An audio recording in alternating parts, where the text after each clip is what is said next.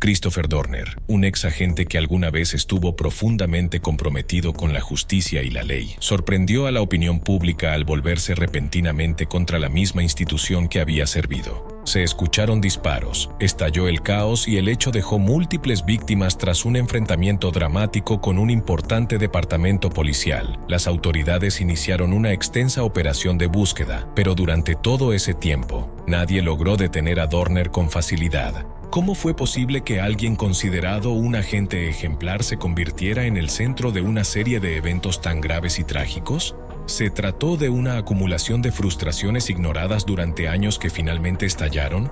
Si te interesan las historias reales más impactantes, no olvides darle like a este video y suscribirte al canal para no perderte ningún contenido intenso y revelador. Christopher Jordan Dorner nació a principios de junio en el sur de California. Dentro de una familia admirada y respetada por sus vecinos, creció con una actitud tranquila, personalidad reservada, pero siempre fue reconocido por su integridad y fuerte sentido de la justicia. Desde pequeño, Dorner se destacó entre los demás niños. Fue el único estudiante afroamericano en su escuela desde los primeros años hasta casi la secundaria, y durante ese tiempo enfrentó muchas situaciones injustas relacionadas con el color de su piel, así como conflictos personales que no buscaba. Estas experiencias sembraron en él un fuerte deseo, defender lo correcto y enfrentarse al mal con todas sus fuerzas. Asistió a la preparatoria Cypress y luego ingresó a la Universidad del Sur de Utah, donde se graduó en Ciencias Políticas con una especialización secundaria en Psicología. Durante sus años universitarios, jugó como esquinero en el equipo de fútbol americano. Tanto sus amigos como sus profesores lo describían como alguien con principios, serio y siempre respetuoso. En una ocasión, él y un amigo encontraron una bolsa con una gran cantidad de dinero cerca de una iglesia. En lugar de quedarse con ella, la entregaron a la policía. Cuando le preguntaron por qué, Dorner respondió: si alguien llevó esa cantidad de dinero a una iglesia, seguramente era algo muy importante para él. Después de graduarse, se unió a la Reserva de la Marina de los Estados Unidos, donde recibió una formación rigurosa. Dirigió unidades de seguridad, prestó servicio en Bahrein y fue condecorado por su habilidad en entrenamientos de puntería. La vida militar lo convirtió en un hombre disciplinado, preciso y honorable. Pero para Dorner, la justicia iba más allá del uniforme. Aspiraba a algo aún mayor: convertirse en oficial de policía, una figura que representa la ley y la equidad en la vida civil. Desde joven, participó en un programa juvenil organizado por el Departamento de Policía de La Palma. Fue ahí donde nació en él el sueño de vestir el uniforme del LAPD. En el año 2005, ingresó oficialmente a la Academia de Policía de Los Ángeles. Se graduó un año después con orgullo, guiado por su propio código de honestidad y la firme convicción de que jamás callaría ante las injusticias. Como oficial joven, con un historial limpio, experiencia militar, habilidades sólidas y una determinación inquebrantable, Christopher Dorner era considerado un candidato ejemplar para el cumplimiento de la ley. Pero no tenía idea de que el camino por delante estaría lleno de obstáculos, y que precisamente el lugar donde más confiaba para defender la justicia, el símbolo de todo en lo que creía, sería el primero en sacudir los cimientos de todo lo que él representaba. Después de regresar de una misión militar a mediados de 2007, Christopher Dorner se incorporó oficialmente al Departamento de Policía de Los Ángeles, pero en cuestión de meses, aún en su periodo de prueba, las cosas comenzaron a salirse de control.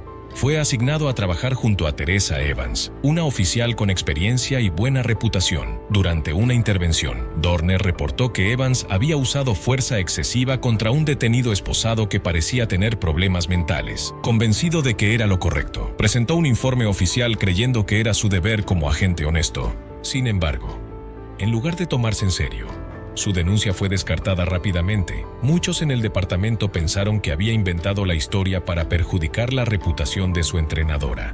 Desde ese momento, Dorner empezó a ser visto como una figura problemática dentro del LAPD. Se formó una junta de revisión interna que concluyó que Dorner no había dicho la verdad, a pesar de apelar en varias ocasiones y tratar de presentar pruebas para defenderse. Nada cambió. En 2009, fue oficialmente expulsado del cuerpo policial. Para Dorner, no se trataba solo de perder un trabajo, fue el colapso total de su honor. de su carrera y de los ideales que lo habían definido. Se sintió traicionado por el mismo sistema que había jurado defender. El impacto no se limitó a lo profesional. Su vida personal también se desmoronó. Se distanció de su familia, perdió amistades y, lo más grave, su fe en la justicia quedó hecha añicos. Durante los siguientes 4 años, vivió discretamente, pero por dentro cargaba con un profundo conflicto. Reunió documentos y empezó a hacer una lista de personas que, según él, habían contribuido a su caída, día a día.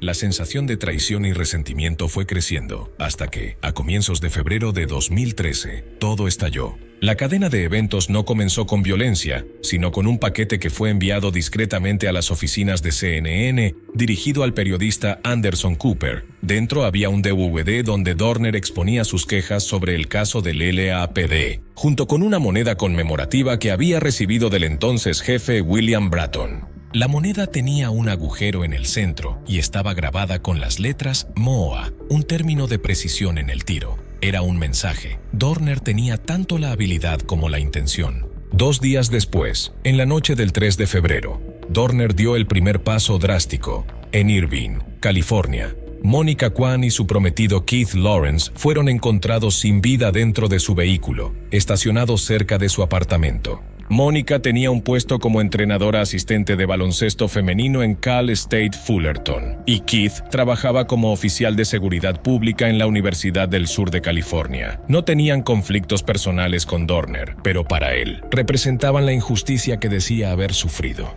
Randall Kwan, el padre de Mónica, había sido el abogado de Dorner durante su audiencia disciplinaria en 2008. Sin embargo, Dorner sentía que él no lo había defendido de verdad, que se había alineado con el sistema. Al día siguiente, un extenso documento escrito por Dorner comenzó a circular por Internet. En él, detallaba por qué se había vuelto en contra del LAPD. Describía haber sido aislado, falsamente acusado y despojado de su honor. Afirmaba que ya no había forma de limpiar su nombre sin tomar acciones contundentes. Sus palabras eran más que una queja. Eran una acusación dirigida al sistema entero que, según él, lo había llevado al límite.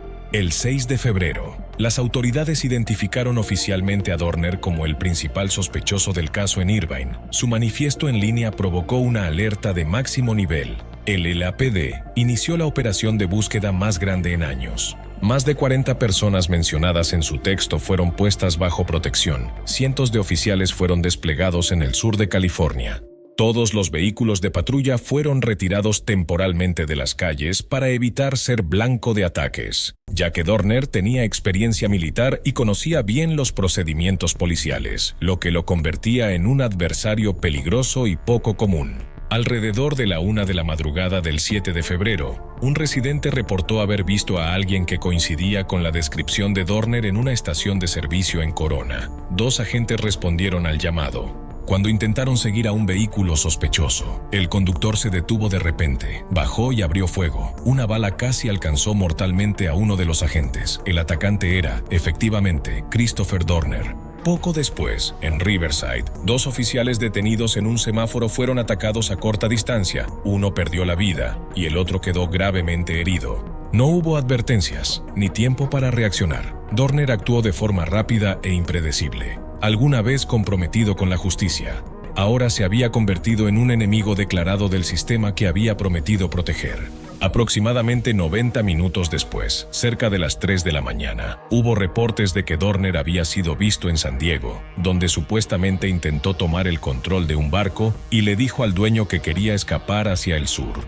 Aunque ese intento falló, dejó claro que Dorner tenía un plan y que buscaba ampliar el alcance de sus acciones. Las autoridades presentaron cargos federales por intentar salir del estado para evitar ser juzgado. Esa misma tarde, la camioneta gris Nissan Titan que usaba Dorner fue hallada incendiada en un sendero remoto cerca del lago Big Bear, a más de 100 kilómetros de Los Ángeles. Inmediatamente, se inició una intensa búsqueda en la zona. Más de 120 agentes fueron desplegados para registrar casa por casa en condiciones climáticas difíciles y terreno montañoso. Las escuelas de la zona fueron cerradas y se impuso un fuerte control de seguridad.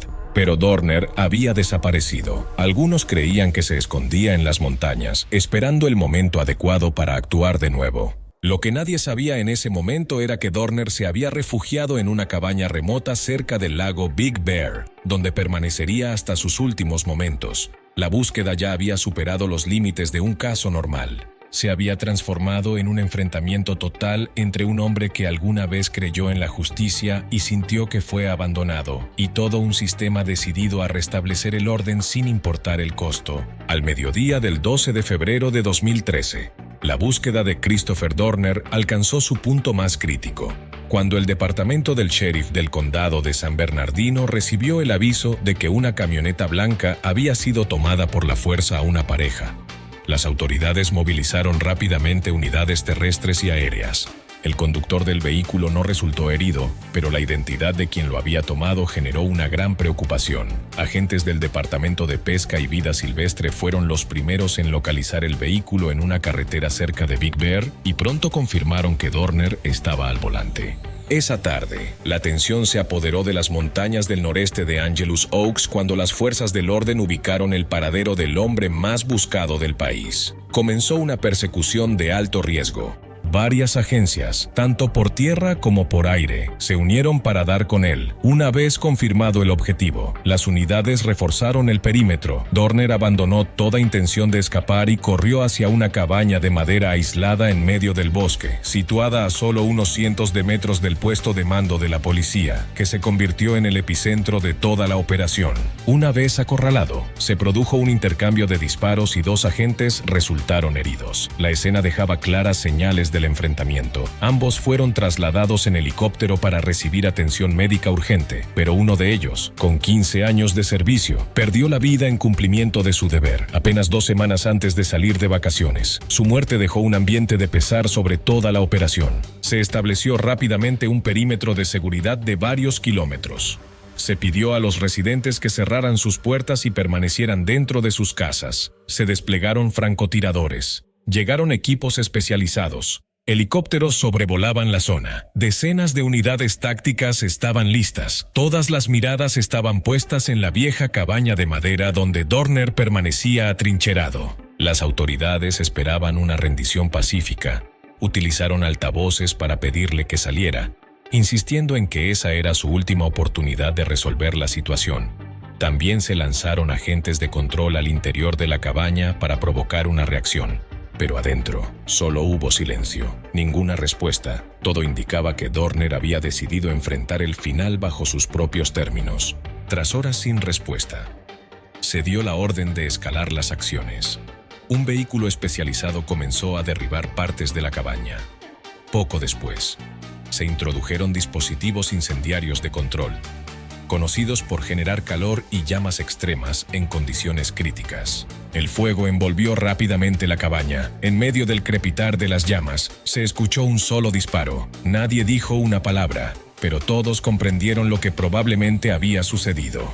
Densas columnas de humo se elevaron sobre el bosque nevado. El fuego se propagó con rapidez y devoró la cabaña en minutos. En medio del estruendo del incendio, ese único sonido cortante bastó. Dorner pudo haber elegido terminar todo, en lugar de caer en manos de aquellos que él creía representaban la injusticia. Mientras la cabaña ardía, las fuerzas del orden no pudieron acercarse debido al riesgo por materiales combustibles en el interior. Se oyeron pequeñas explosiones provocadas por el calor extremo, lo que obligó a suspender momentáneamente los esfuerzos de extinción. Desde afuera, nadie podía confirmar lo que pasaba dentro. Las llamas impedían cualquier intento de ingreso. Esa noche, surgieron reportes contradictorios. Algunos medios afirmaban que Dorner había fallecido. Otros indicaban que no había confirmación oficial. Representantes del LAPD y del condado de San Bernardino declararon que no podían asegurar nada debido al calor extremo en el lugar. Solo a la mañana siguiente, tras apagarse el fuego, los investigadores lograron ingresar. Entre las cenizas, hallaron un cuerpo casi irreconocible. Cerca, encontraron una billetera con una licencia de conducir a nombre de Christopher Dorner. El 14 de febrero, los registros dentales confirmaron su identidad. Un día después, la autopsia concluyó que había tomado la decisión final por voluntad propia. Así terminó la búsqueda de Dorner, con la pérdida de un adversario peligroso y el cierre de un capítulo oscuro marcado por la desesperación, la ira y la traición. una historia en la que la fe de un ex oficial en la justicia chocó de frente con un sistema que, en sus ojos, le dio la espalda. Y con ese desenlace, surgieron preguntas difíciles. ¿Cómo debe tratar el sistema a quienes lo sirven? ¿Y qué precio se paga cuando una persona siente que ya no tiene nada que perder? Después del final de la persecución contra Christopher Dorner, estalló una ola de debate público, no solo por su fallecimiento, sino también por las acciones descontroladas de las fuerzas del orden durante la operación. En la madrugada del 7 de febrero de 2013, en el punto más tenso de la búsqueda, los agentes abrieron fuego por error contra civiles inocentes en 2 incidentes distintos, al confundirlos con el sospechoso. Alrededor de las 5:30 de la mañana, al menos 7 oficiales del LAPD que custodiaban la casa de un agente en Torrance dispararon contra la parte trasera de una camioneta Toyota Tacoma azul claro. Dentro del vehículo estaban una madre y su hija, repartiendo periódicos. Los agentes pensaron que el vehículo coincidía con el de Dorner y dispararon sin previo aviso. Supuestamente porque circulaba sin luces encendidas. Una de las mujeres recibió un disparo en la espalda y la otra resultó herida en la mano. Ambas sobrevivieron. Pero el auto terminó con más de 100 impactos de bala. Un vecino luego declaró que esas 2 mujeres repartían periódicos cada mañana en esa misma camioneta y solían apagar las luces para no molestar al vecindario. Menos de 30 minutos después, un patrullero del Departamento de Policía de Torrance embistió una camioneta Honda Ridgeline negra conducida por un hombre blanco que se dirigía a practicar surf. Fue impactado y luego le dispararon. Afortunadamente, las balas no lo alcanzaron, aunque resultó herido por el choque. Las autoridades explicaron que su vehículo también se parecía al del sospechoso. Sin embargo, periodistas confirmaron más tarde que la camioneta del hombre no solo era de otra marca y color, sino que él tampoco guardaba parecido alguno con Dorner. Estos errores provocaron una fuerte reacción. Ciudadanos, medios y organizaciones de derechos civiles criticaron el uso imprudente de la fuerza, la falta de identificación adecuada y las respuestas motivadas por el pánico de los agentes. En abril de 2013, el LAPD acordó pagar una indemnización de $4,2 millones a las 2 repartidoras de periódicos. El hombre afectado en el segundo incidente rechazó una oferta inicial de $500,000 de la ciudad de Torrance y finalmente obtuvo un acuerdo de $1,800,000 en julio de 2014, poco antes del juicio.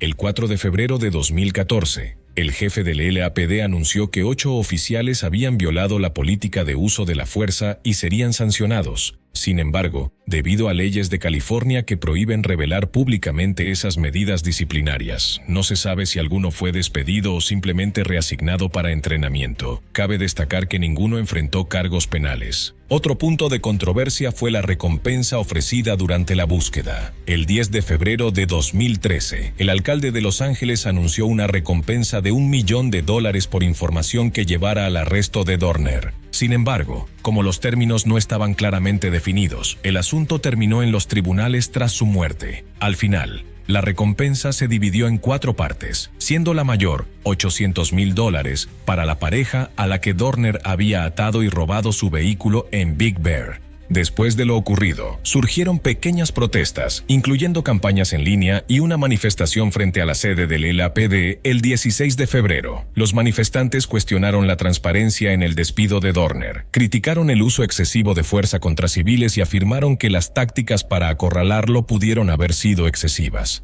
Este caso demuestra que el incidente de Christopher Dorner no fue solo la historia de un fugitivo, sino que expuso problemas más profundos sobre cómo opera internamente el cuerpo policial y su relación con la comunidad a la que se supone debe proteger. Sigue siendo uno de los casos más impactantes en la historia moderna de Estados Unidos, no solo por su intensidad, sino también por las consecuencias sociales que dejó a su paso. Y con eso concluimos este análisis detallado del caso Christopher Dorner, un ex agente que se volvió contra la misma institución que un día juró proteger. Sabemos que tú también puedes tener una opinión sobre este caso. Déjanos tus comentarios abajo, estaremos encantados de leerte. Gracias por acompañarnos en este video. No olvides darle like y suscribirte para no perderte más historias únicas y que invitan a la reflexión en nuestro canal.